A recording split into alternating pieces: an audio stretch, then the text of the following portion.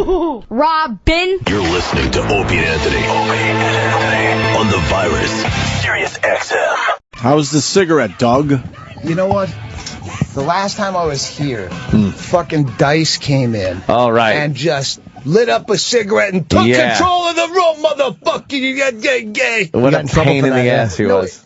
Oh, really? Yeah, because you can't, because it went through the vents. And went through the vents. It was pouring out in front of the studios. I actually did a pilot, I guess you'd call it, a wannabe radio show for Sirius, and it was late at night, and I'm smoking and drinking. I'm like, fuck this. Oh, shit. Yeah, I didn't. Was it here?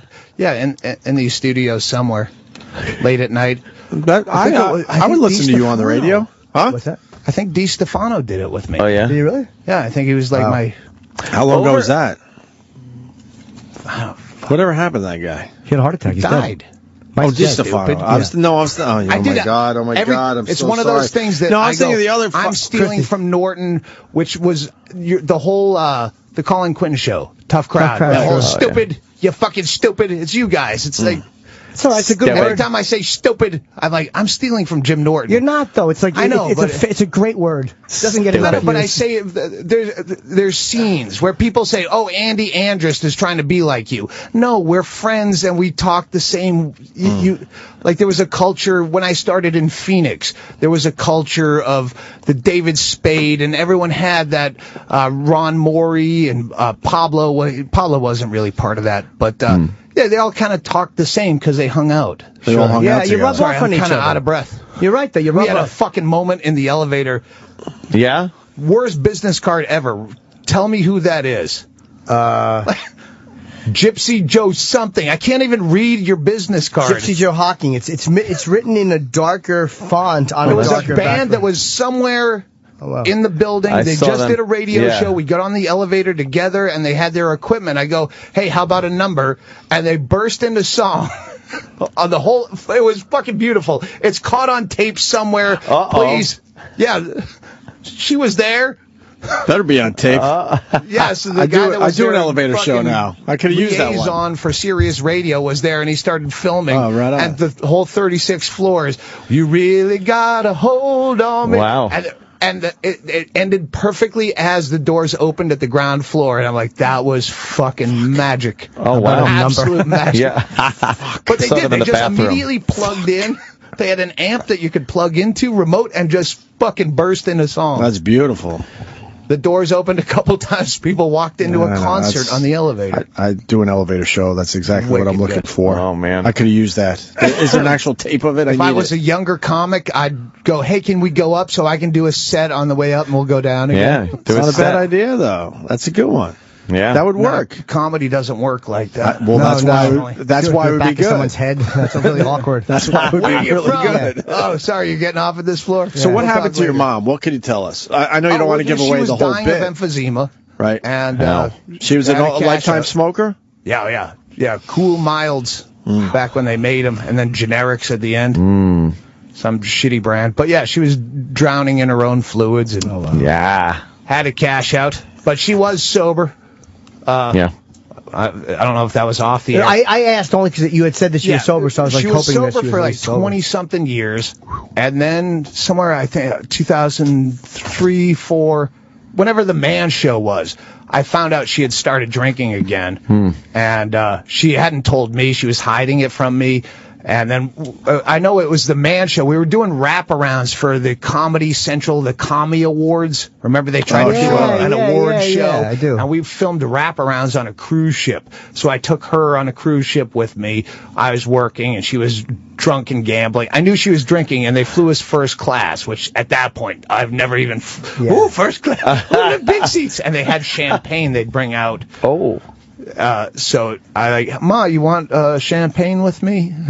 Like, so she could. I knew she was drinking, but she didn't know I knew. Stop hiding this, please. Stop sneaking in. So we got hammered, and it was great, and she just gambled the whole time. A woman who in real life, oh, I'm too tired to bring my fucking groceries upstairs. But you can gamble for 72 hours straight. Like, I've fallen asleep, passed out, blacked out. You're still at the slot machine. You have that. Yeah, it really is an amazing thing when you're gambling. Round the clock. It's like cocaine for me. It could just go round the clock. And meanwhile, if I was home, I'd have taken 50 naps already. And but I could sit at a table. If I get on a gambling jag, I'll chew through my cheek like I do when you do coke, and you're just jawing. It's the exact. It has to be the same chemical, dopamine or whatever the fuck it is that your body sends out when it feels good. I could stay up for fucking 4 days just to beat this chink. That'll be a big test if I drink or not at a blackjack table. That'd be tough. Because let me tell you, I've made some pretty good money. Because I was betting a lot, because I was drunk. Right, but that would actually be a good rehab. I've tried to figure out my own rehab. If I wanted to quit everything, jet skis. It boils down to jet skis. Really? I remember when in the early days where I could not imagine going more than 15 minutes without a cigarette. That's why I started taking Xanax on planes to sleep for the entire flight. Because you'd wanted to smoke. torture to not smoke on a flight. Right. But there was a time where I was going through Lake Powell in Arizona on my way to Colorado driving, and I had time to kill, and I rented a jet ski by myself for 2 hours. And I just zipped around. Things are great, Late. It was fantastic. Yeah. And I go, I never wanted a cigarette once for 2 hours. I never thought, I got to stop jet skiing to have a cigarette. Right. And that's the nebulous. Like, if you wanted to quit something and not think about it, well, what is it about jet skiing? Like what is it about that headspace, and how do you make that into something that you just got jet ski 8 hours a day? Or just make people stay on the water all the time so they smoke and get wet. Just fucking plan some kind of heist like Heat with Robert De Niro. They didn't. Oh fuck! Yeah, I'm in a shootout with the cops and Kevlar. I need a cigarette. Yeah, you're not thinking about it. You would think that's a time you would want a cigarette. Probably. But they didn't think about that. No. Those guys that actually did the Heat heist in L.A. with the Kevlar helmets That's and an shit. amazing thing. It's fucking fantastic. I need to know how I bet they were smokers. I need to know how your mom killed herself. Pills. She went with the pills. Yeah, morphine. Wow. I don't want it's one of those stories where you don't want to do the bit, but the bit is the story. Right. I think it's just an interesting story. I'm sure she knew it was time, and we knew she was going to get to a point. She wouldn't stop smoking. In fact, we had quit smoking for almost a year at that point, and we had a last cigarette with Mother when she was killing herself. Oh my God! Wait, were you around when she did it? Yeah. I was around. Again, there's legalities where you go, okay, right. Hey, this is a bit, by the way. It's just comedy. Sure. Okay. Yeah, you don't know. Well, let's just say this: were you shocked that she took pills, or maybe did you suspect she was going to? Well, no. You have to help some people move. Someone's going to move, and you have a pickup truck. You got to help. Someone's your mother. They're going to kill themselves. You have to do some research. I didn't buy her a shotgun. Yeah. You don't want to clean that up. I didn't assist the suicide so much as bar back it, because at that point, that's where we were. She had been 4 years sober at the end. She went off, and she again, an ugly drunk. She left a suicide, not even a note, but a Post-it. We moved to Arizona. I said, Ma, we're going to get settled in. We'll move you out. She can't be in L.A. by herself. She was 63. Her head was around. Her body was failing. She was weak emotionally. So she called up a month and a half after we moved to Arizona, warbly, drunk. I don't take it. I don't want to buy my burden. I'm going to kill myself. So we have to drive 9.5 hours to L.A. in the middle of the night, get there in the morning. She had a suicide Post-it. Doug, I still have it. Doug, pain is too much. Wow. Not even a whole letter. Wow. So we got her out there. So she rehabbed, but when she was going to kill herself, I'm going, you're not going to do this sober, right? That's dumb. You're ready to make this choice. I'll tie one on. That. Yeah, she's fucking drowning alive. How did she tell you she was going to kill herself? Was it a phone call? No, it was. We know what's going to happen. She's either going to die or kill herself. Right. She'd been life flighted to Tucson twice, where they put a suction thing into your lungs. Yeah. She was so addicted to painkillers at that point that when I went to see her, one time we had to fly back from Costa Rica. They go, your mom's been life flighted the first time, and I went to see her at TMC, and she's got the thing down in her lungs. She can't talk. There's a tube in her fucking mouth, and she writes down Vicodin, and I'm like, what am I going to put him in the tube? And she nods. Like, that's not really an option. Wow. Holy fuck. And she was not a stupid, you've met my mother. Yeah, she was lovely. Yeah, she was in Vail the first time you and I met. She's a fucking crazy truck driver mouth. Everyone thought she's adorable. Oh, your mother swears like a truck driver. It's adorable. I remember a fucking quote from her at Vail, and I think you were at the table. She always called you, he's like my son. I told him one time, yeah, Ma, it's like he doesn't rember you. That was fucking 15 years ago. Wow. James Inman, he's like my son. Yes, Ma. You and I shared a room, and you had all of your possessions. That's my most defining memory of Doug is Doug with all of his possessions on his bed. Like, he wouldn't put anything... I didn't have a home. I lived out of my car. So, yeah, you bring your shit in. It's just bring it in indoors. But not even in the drawers. Yeah, it was just all just on laid the bed. out. Yeah. Wow, that is a 95. That's a fascinating story with your mom. That's amazing. And then you guys were around that actual day, or? Yeah. Well, she came to the house, and I laid down ground rules, and this is in the bit, but it's true. I said, because she had balked at suicide so many times over her life, just, for need for someone to, hey, I'm going to, she tried to kill herself, like, with aspirin or whatever when she was young, she'd talk about. But, so... I know it's serious, but at the same time, is this a ploy just to get over to my house from your hoarder paradise in the other side of Bisbee, Arizona? And so I said, if you're going to kill yourself for real, you can't do it Sunday or Monday because that's football. So the actual conversation. If you can call your own time to leave this fucking world, you don't do it during someone else's party on purpose just to be a dick. Right. And you have to do it 2 weeks from now because that's when my manager is coming down and he has no sense of humor about, oh, your mother's going to kill yourself. So I gave her a time period. Otherwise, you go back to...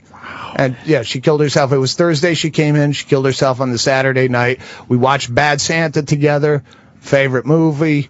And she choked down 90 morphine tablets, and the details are... Wow. Yeah, and we made up White Russians. So she's choking them down with White Russians. We had a party. We fucking roasted her. We made fun of her. We made it into a goof. It was the most beautiful death. Like,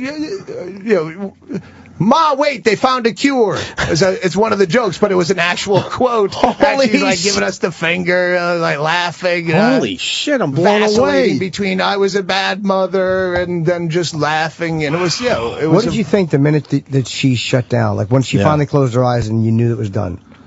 Well, it's funny because we kind of shut down before she did completely. Oh, you passed out at a fucking 83-pound, 63-year-old woman fucking drank us under the table. where she was gone, but she was still breathing. And right. And then we start playing music, which she hated music, but she's not there. She's not bitching about it. She's too far gone. So we crank up some Counting Crows. Fuck you, I like them.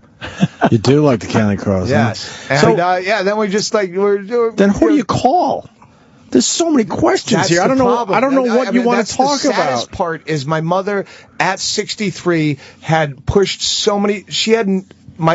We called my brother while she was doing it so she could say goodbye. He knows it's going to happen. Well, okay, it's actually happening. She calls my brother, goodbye, and there was no one else to call. She pushed so many people out of her life by being such a miserablist that there was nobody. How are you 63 years old and you die? And there was no obituary or gravestone. We gave her body to science, whatever fucking institution has the program where you don't have, because I'm not fucking burying someone. It's dumb.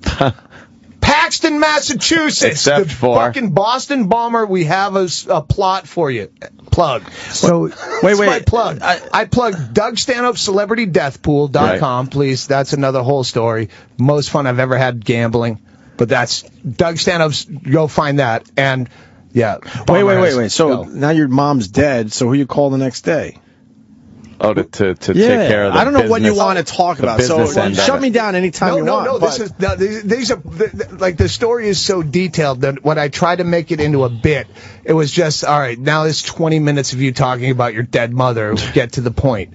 But that was one of the funny things. Bingo, she came to our house and they set up a hospital bed in hospice care, set up a hospital bed in the living room. So, and I had a friend that would change her catheter when because I'm not touching my mother's vagina. Right. I don't have. No. I gave birth to you. Well, I didn't ask you to. Yeah. You. I'll get someone to do it. Plus, who needs to fucking realize at that moment, like, wow, this is fantastic. 8.2% unemployment rate in Cochise County. I can find someone to fucking change a Foley bag.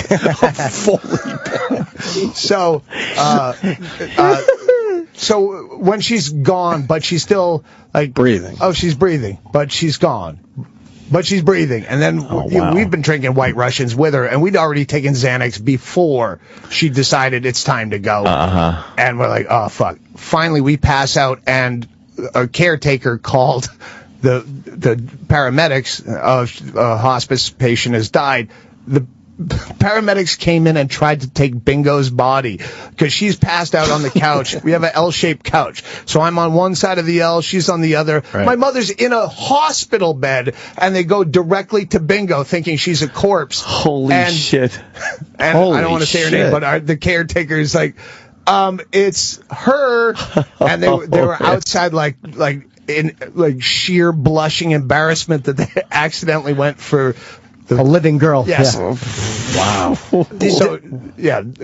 No, I'm sorry. I was going to Anyway, caretaker stayed up through the night till she was dead. Well, we were just like, all right, I'm tired of waiting for it. I'll crash. She'll be dead at some point. I'll wake up. So we woke up to the paramedics taking her out. But emphysema would have been, that's why Kevorkian, I mean, it was something merciful. You're drawing your own fluids. That would have been what exactly does it, I mean, I know it's like being waterboarded. It just stops your lungs from working? Or they can't pump the fluids anymore. You can breathe, but there's no oxygen getting into your system. Right. Yeah, just gums up your fucking... edema, right? I guess... I think it's officially edema. But it's an awful death. My dad was heading that way, and he ended up dying in a car accident. But he was heading toward drowning in his own fluids. That's what I'm hoping for, car accident. Because your heart's too weak to pump out everything, and you start getting swollen and all that shit. Yeah, it's horrible way to go, man. I quit 10 years ago. I just had a moment of clarity on the radio show, and I went down the Comedy Cellar. We were still smoking back then, and Esty, who ran the cellar. I'm like, I'm going to quit smoking. And she marched me to the fucking thing and got me the patch. And for some reason, I did it the way the patch suggested over 21 days, and it worked. Like, I just drank a lot of fucking water, and I put some weight on, but I'm fucking really happy. You're really good at following directions. Sometimes, you know what? With some things I really am. With other things, I've been absolutely atrocious. The things I followed directions on, miraculously, they worked. And I stopped doing the things I did it my way. Well, I'm still spending, fucking $3,000 a week on fucking burgers. Dude. No directions with them. So yeah, it's terrible. So I'm so happy I have no sex drive whatsoever. it's as freeing as you not smoking or drinking. Yeah. Really? I feel Nothing? like not needing pussy. It's been a deficit when it comes to the act. What do you attribute that to? Like, I don't work as much because I don't feel the need to be that good. What do you attribute the lack of sex drive to? What is it? I have no idea. Really? But it's is it with your girl or just in general? No. It's what. I don't want to say especially my girl, but my entire life. There's nothing that's as more depressing that I fucked you already. Like, the whole thrill of pussy for me was that I hadn't, I got it. Like, it was an accomplishment. It was knocking down all the milk jugs at the fucking carnival, Right. 3 balls for $1. Oh, fucking, I got this one with 1 ball. I fucking nailed this. You don't have to do it again. Yeah, exactly. But there was an emptiness to the whole idea of fucking. I remember tripping. The only time I did mescaline in the desert Where I'm thinking, like, it's so sad when you're in love with someone and that's the first way you want to show them how much that you. I can't wait to just fucking jizz all over your pubic region. It's the most beautiful feeling in your soul to be in love, and the most disgusting way to display it. Isn't there something else we can do? You're kind of right. God, other than have a wedding, some dumb shit. It really doesn't match up now, does it? Just fucking. That's really funny. Fucking scum out of your I love you so much that I'm just gonna pump this fucking fluid. Exactly, some rubber cement into your belly button hair. I'm gonna cough up phlegm and fucking spit it in an orifice of yours. Fucking stringy. You've earned my spermatozoa. Yeah, my lumpies, my fucking shiz. What a great bit. Because then you realize, like, wow, I didn't love you at all. That's the worst. I think Joe Rogan used to call it post-cum syndrome or something. But that feeling as soon as you come, it's not even done spilling out of you, and you're like, oh, this is a problem. What did I'm gonna. What was I watching on TV before this got started? Yeah, you're like, because let me go right back to the television.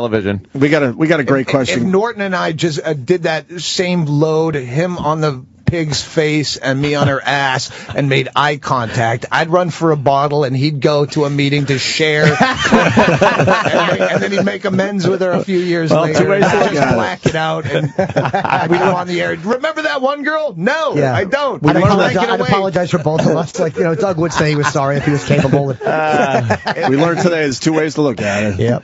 Hey, Dane in Boston wants to know why comedians have addictive personalities. So many of the good ones have. That's true. So many of the good ones do. Such a remnant of the fucking 90s. Being even Attell quit drinking like 5 years ago, and that who's left? I think most comics I know are addicted to something, and maybe part of it is that there's a certain personality where you're always grabbing for shit, whether it's information or whatever. But there's also an availability and an acceptance. Like with comics, like who's a comic that's still fucked up? Not even fucked. I'm saying addicted personality doesn't even mean just booze. A lot of them don't drink, but they still smoke. It could be sex, or it could sexually, be food, or gambling. Right. Like most people I know have something either in their past or in their present, and I think part of it is nothing. Like, we're having this conversation about drinking and stuff, but Doug's drinking vodka, and in our job, I'm not like, oh my God, Doug's drinking vodka. Like, no one gives a fuck. It's a very accepted profession to do almost anything you want. But why is that? But that's also, I think, why a lot of people don't anymore. Like, okay, I did that. I don't do that anymore. Once I realized I could, like, when you can, I can do that. It's like when you find out you can smoke in an airport. Nothing makes me want to stop quitting smoking if I've quit, but you can smoke somewhere you shouldn't. I'm going to do it this time. I'm in Denver. They have a smoking lounge. I've come off the fucking smoking wagon, but I don't know any comics that aren't addicted to something. If they're not actively drinking, they're still alcoholics who have quit. I don't know any that are fucking I can think of. I know nothing but sober comics. I saw Craig, let's just say a comic named Craig, and I was so happy he was drinking last night. He's in the green room. I'm like, I don't want to feel like a dick because I was hammered last night. Somebody's drinking. Yeah. I can't think of one guy. I'm sure there's plenty, but I just don't know any that are close friends. Like Bob Kelly, sober. I mean, but he's still, Tom Rhodes, I know, is still a fuck up, but he's, Oh, does he drink? Okay, I don't know. Yeah, he's a guy that I'm like, oh, thank God. Chris Rock, I don't know Chris that well. I know him casually from the cellar, but I've never seen him doing anything that I could think of. I've never heard that he was a hard drinker or a gambler or anything. So unless he's got stuff I just don't know. It used to be like when I'd come to the city, I'd go to the cellar, and because they have a table outside, you could smoke, and I'd have cocktails, and there'd be some comics hanging around drinking. And over the last 4 or 5 years, if I go down there, I'm just like, I'm like a homeless guy. I'm like, I'm busking for a fucking drinking partner. Anyone? Yeah, come on. Make me feel better about myself. Yeah. Colin, I don't know how many years I knew Colin peripherally where I'd go, hey, you want to do a shot or something? He'd go, how many times do I have to tell you I don't drink? I quit drinking a long time. He's like, he just seems like. He seems like the kind of guy that would be drinking. Colin has a still drinking voice. Yes. Like when you talk to Colin, you're like, he has to be fucking drinking and smoking. He sounds like, He has a homeless guy voice.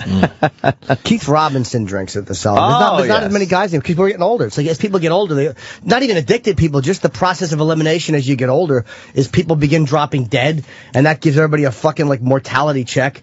Like, you know what I mean? Like Geraldo. It's like, you know, Geraldo is a fucking vital, brilliant comic, and like he's just gone. And you're like, oof. But he was one of those revolving door guys, as they call him in the program, where he'd go fucking completely rehab, and then you're like, you did used to be a lawyer. I see that in you.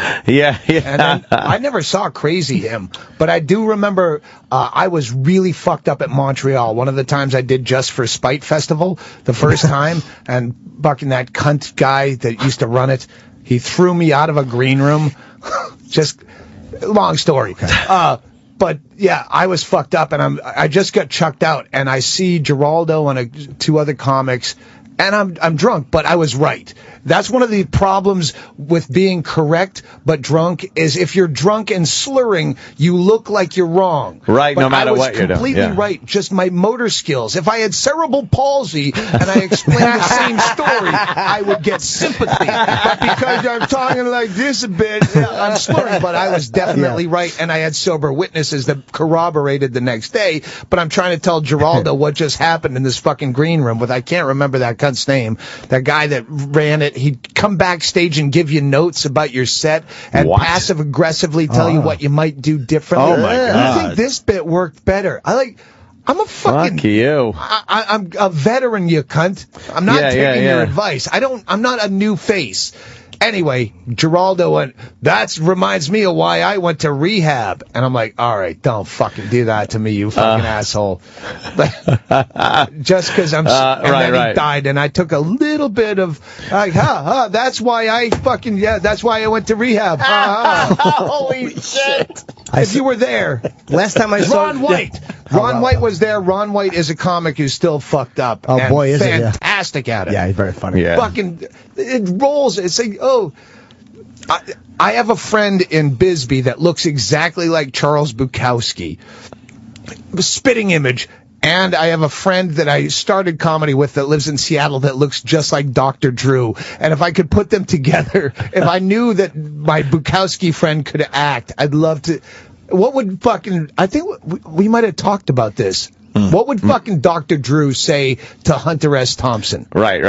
If you're fantastic like Ron White is at, he's made his disease, if you would, as you would call it, his art.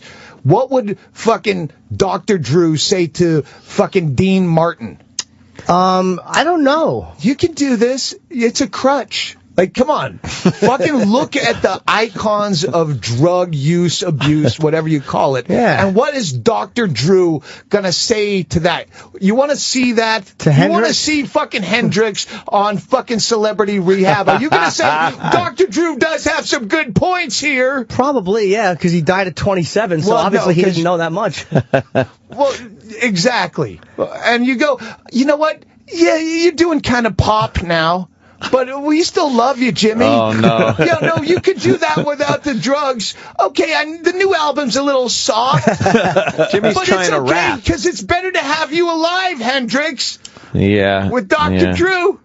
But the thing is, Dr. Drew would be a dick for doing that if he went up to people who were performing right after a great show and said, hey. Randomly tweeting that Lindsay Lohan, he would have her arrested. You want to go Dr. Drew? Yeah. He fucking tweets that if I would have her arrested to save her from herself. Like saying set her up and put her in prison. He's offering unsolicited advice to stars all the time, talking about them. He's on every fucking news show talking about, this is what they have to do. You're a doctor. You're not their doctor, you fucking asshole.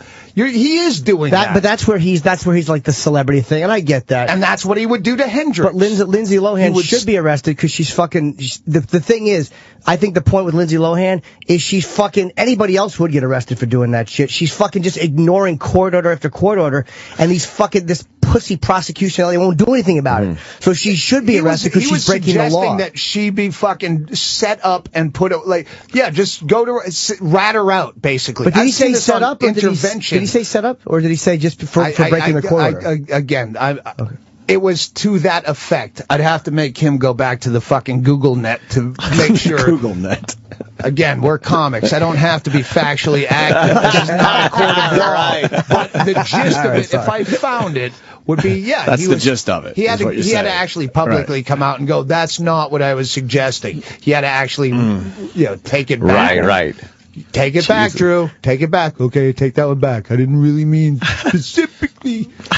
Well, we're at the end of the show here, Doug. No, we're not. This show goes on. Well, it goes on with Sam. One shot of vodka. If you have a juice or a soda mixer. Sam will continue with you with the after show with Sam Roberts. And he does a great job. I've never been invited to the fucking the after party at the Stern thing. They don't like me over there. Hey, how do you guys? I wanted to ask just randomly. What do you guys think about Phil Hendry?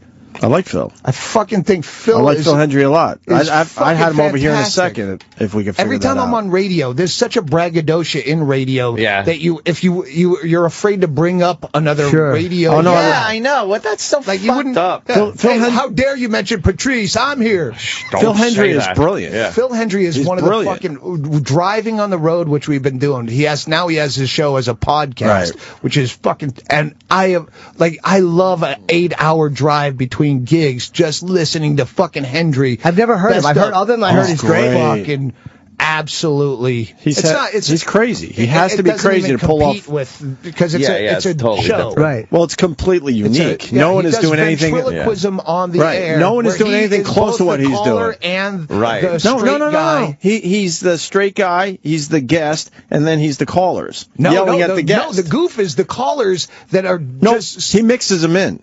There's real callers into right. But the whole goof is the guest has the most outrageous.